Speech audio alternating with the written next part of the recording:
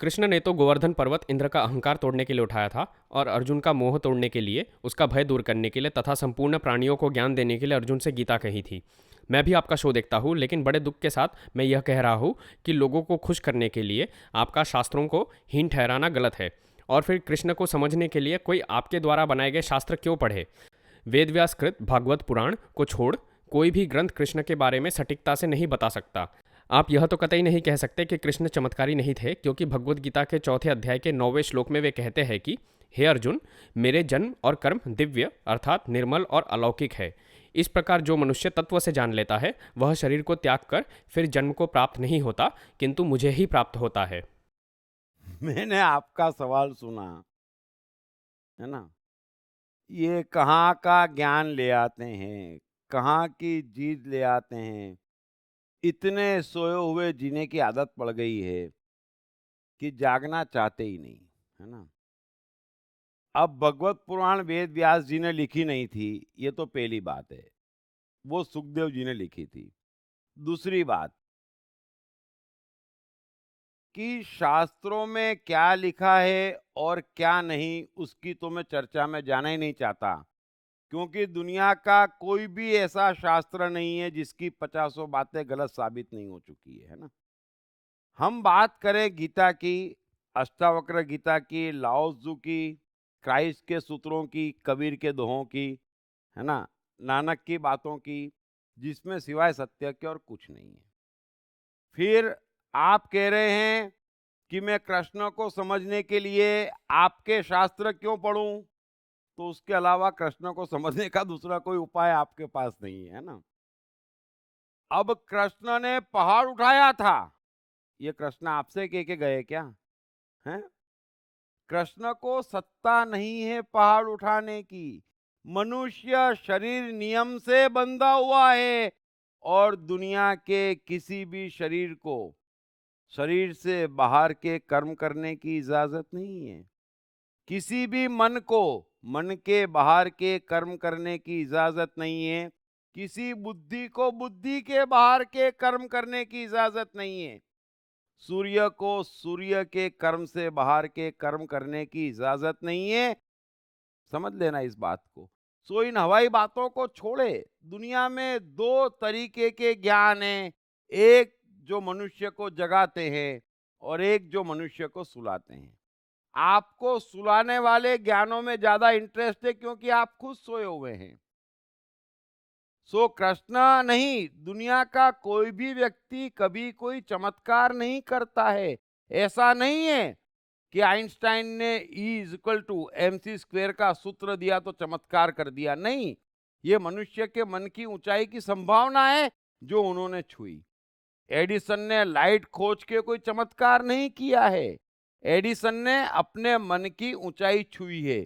तो मनुष्य के मन की ऊंचाई की परम संभावना है, शरीर की लिमिटेशन है। इसलिए मेहरबानी करके आप समझ लीजिए। और फिर, है ना, अर्जुन तो परम होशियार था। यदि कृष्ण ने उंगली पे पहाड़ उठाया होता तो अर्जुन गीता की शुरुआत में पहला ही श्लोक कहता कि महाराज एक पहाड़ उठाओ और कौरवों पे फेंक दो, बात समाप्त। उसको कहाँ गीता में रस था? यदि कृष्ण ने इतने चमत्कार किए होते तो अर्जुन कृष्ण की बात पहले श्लोक में ही मान लेता, इतनी बहस ना करता। सो मेहरबानी करके ना कृष्ण को छोटा बनाए न अपने को छोटा बनाए। कृष्ण ने जो भी अचीव किया अपने बलबूते पर किया।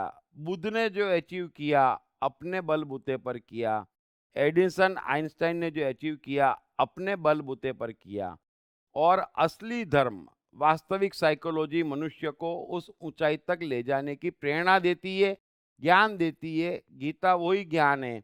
इसलिए गीता के श्लोकों के भी छोटे छोटे चमत्कारिक अर्थ निकाल के पूरी तरह से कृष्ण को बदनाम न करें, जो दुनिया की सबसे महान आत्मा है। सो उम्मीद है आप मेरी बात समझने की कोशिश करेंगे और इन बेकार की बातों से बाहर आएंगे। वरना कृष्ण के चमत्कार के आश्रय बैठे रहेंगे, जीवन में कुछ नहीं हो पाएगा, है ना। एडिसन आइंस्टाइन बनना तो दूर की बात है, सामान्य जीवन भी मस्ती से नहीं गुजार पाएंगे, क्योंकि मनुष्य के हाथ में कर्म है। कर्म दिव्य किए जा सकते, कर्म बड़े किए जा सकते। गीता उसी का ज्ञान है।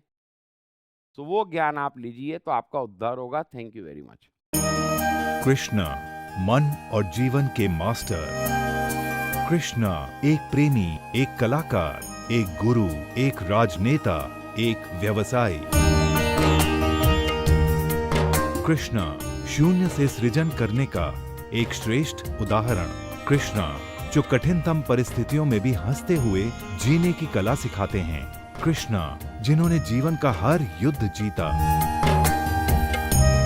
दीप त्रिवेदी द्वारा लिखित किताब मैं कृष्ण हूँ। ये किताब कृष्ण के संपूर्ण जीवन पर रिसर्च करने के बाद कुछ इस साइकोलॉजिकल अंदाज में सिलसिलेवार रूप से लिखी गई है कि जिसे पढ़ते पढ़ते आपका जीवन भी बदलता चला जाएगा। मैं कृष्ण हूँ। ये किताब अंग्रेजी, हिंदी, मराठी तथा गुजराती में एक साथ atmanestore.com साथ ही सभी प्रमुख ई-कॉमर्स साइट्स पर भी उपलब्ध है। दीप त्रिवेदी की मनुष्य के जीवन और उसकी साइकोलॉजी पर एक गहरी पकड़ है। मनुष्य जीवन के विभिन्न पहलुओं पर सर्वाधिक चर्चा करने का रिकॉर्ड भी उन्हीं के नाम पर है। मनुष्य जीवन का ऐसा कोई पहलू नहीं जिस पर उन्होंने खुलकर चर्चा ना की हो,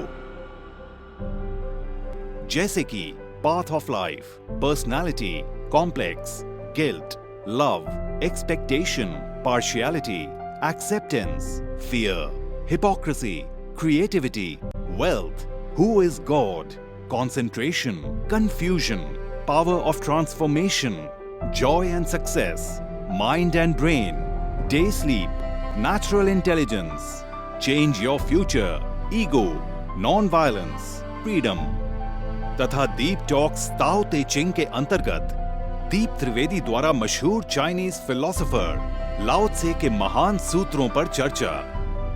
परिचय, समय, मन, सफलता, संकट, धर्म, राजनीति और दीप टॉक्स भगवत गीता के अंतर्गत जीवन की किसी भी समस्या से निपटने के लिए दीप त्रिवेदी द्वारा भगवत गीता के संपूर्ण 18 अध्याय पर चर्चा।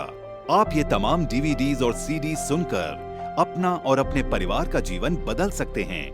ये तमाम डीवीडीज और सीडीज आत्मन ई स्टोर तथा अन्य सभी ई कॉमर्स साइट्स पर उपलब्ध हैं। हर बच्चे में सफल और महान बनने की संभावना छिपी होती है। सवाल बच्चे द्वारा अपनी प्रतिभा को निखारने का तथा सही परवरिश पाने का ही होता है। दीप त्रिवेदी द्वारा लिखित रोचक ग्राफिक बुक्स पढ़िए।